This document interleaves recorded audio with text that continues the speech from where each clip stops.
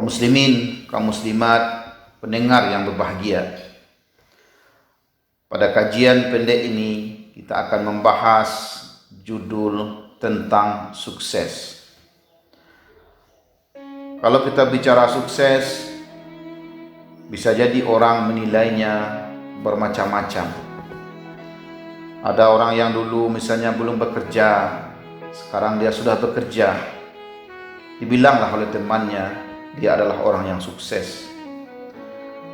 Ada orang yang dulu mungkin jualannya hanya sekadar, sekarang dia punya toko yang besar, mungkin 2, mungkin 3. Maka dibilanglah oleh temannya, dia orang yang sukses. Dan itu kalau kita lihat juga termasuk sukses. Tapi yang kita katakan adalah hakikat dari kesuksesan itu.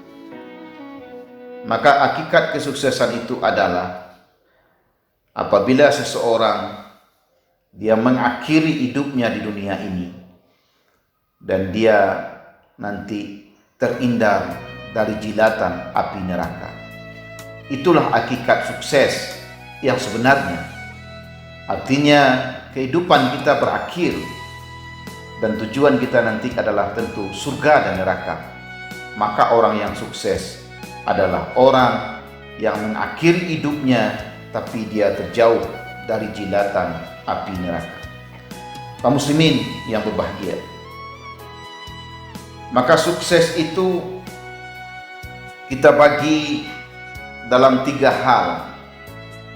Yang pertama, kita harus sabar. Apalagi kondisi hari ini, kita menghadapi musibah COVID-19 Corona. Maka orang yang sukses itu adalah orang yang sabar, dia menerima kondisi hari ini. Dia sabar menerima keadaan hari ini dan dia yakini bahwa ini datang dari Allah dan dia terima dengan kesabaran. Maka insya Allah kalau kita ingin menjadi orang yang sukses, yang pertama mari kita menjadi orang yang sabar, terutama dalam menghadapi semua musibah yang kita rasakan hari ini. Yang kedua, kita harus menjadi orang yang bersyukur. Allah mengatakan dalam Al-Quran, la in sakartum la azidannakum wa la in kafartum inna adzabi lasyadid. Apabila kita bersyukur, insyaallah nikmat itu akan ditambah oleh Allah. Tapi kalau kita tidak bersyukur atau kufur nikmat, sungguhnya azab Allah itu amat pedih. Maka syukur itu yang pertama adalah syukur dalam bentuk hati. Bagaimana dia syukur dalam bentuk hati?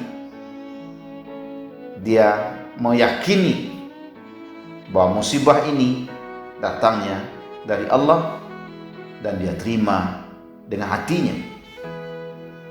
Yang kedua, bersyukur dengan lisan. Mungkin dia mengucapkan kalimat-kalimat thayyibah. Dia mengucapkan kalimat-kalimat yang baik. Dia ucapkan kalimat alhamdulillah. Itu bersyukur dengan lisan. Dan jangan kalimat-kalimat yang diungkapkan itu adalah kalimat-kalimat yang tidak ada kalimat syukurnya. Maka bersyukur dengan hati. Dan yang kedua, bersyukur dengan lisan. Dan yang ketiga adalah bersyukur dengan perbuatan. Dan semua pemberian Allah, semua nikmat yang diberikan oleh Allah, kita pergunakan ke jalan yang diridai oleh Allah. Jangan terbalik. Kadang-kadang banyak juga kita secara lisan kita mengucapkan bersyukur kepada Allah, bersyukur kepada Allah.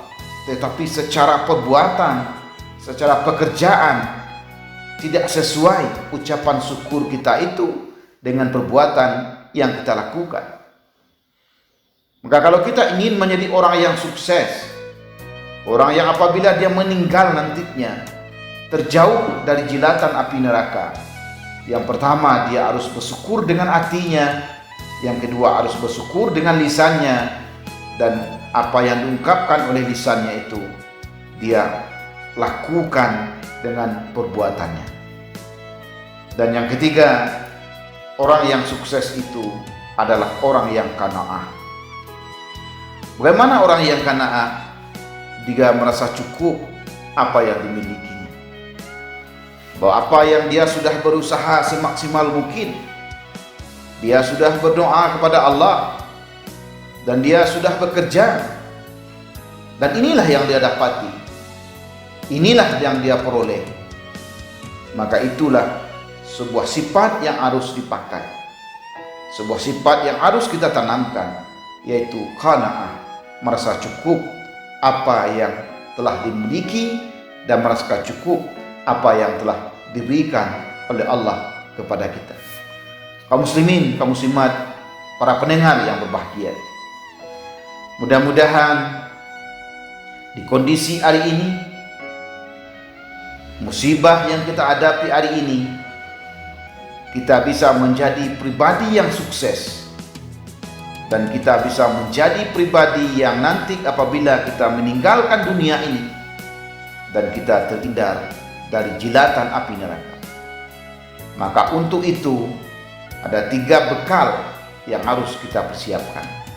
Kita harus menjadi seorang hamba yang sabar, dan kita harus menjadi hamba yang bersyukur secara lisan, dan bersyukur secara hati, dan bersyukur secara perbuatan dan kerja.